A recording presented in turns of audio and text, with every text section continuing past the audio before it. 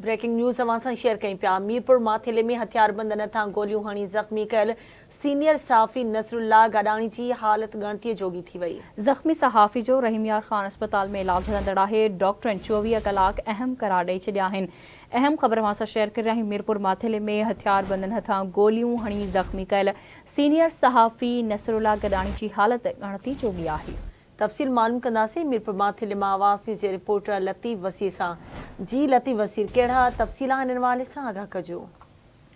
जी बिल्कुल, गुज़िरियल ॾींहुं सीनियर सहाफ़ी नसरुल्लाह गडाणी ते नामालूम हथियारबंदन फायरिंग करे उनके शदीद ज़ख्मी कियो। इन वक्त ॻणती जोगी हालत में रहीमयार ख़ान शेख ज़ैद अस्पताल में दाख़िल आहे। उनजे लाइ 24 कलाक इंतहाई अहम करार ॾिना विया आहिनि, पर इन वक्त ताईं भोटकी पुलिस को बि जवाबदार गिरफ़्तार न करे सघी, न इन मामले जी का जांच थी सघी आहे। सहाफ़ी थोरो शहरी सिविल सोसाइटी जा माण्हू सरापा एहतजाज बढ़ियल नी।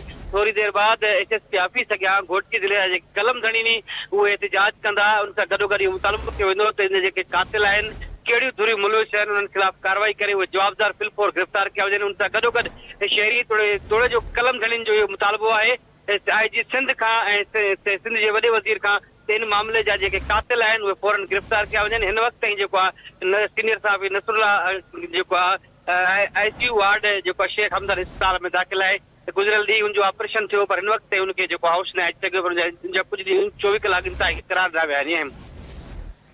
ठीकु आहे लतीफ़, तव्हांजी वरी महिरबानी अपडेट करण जे लाइ।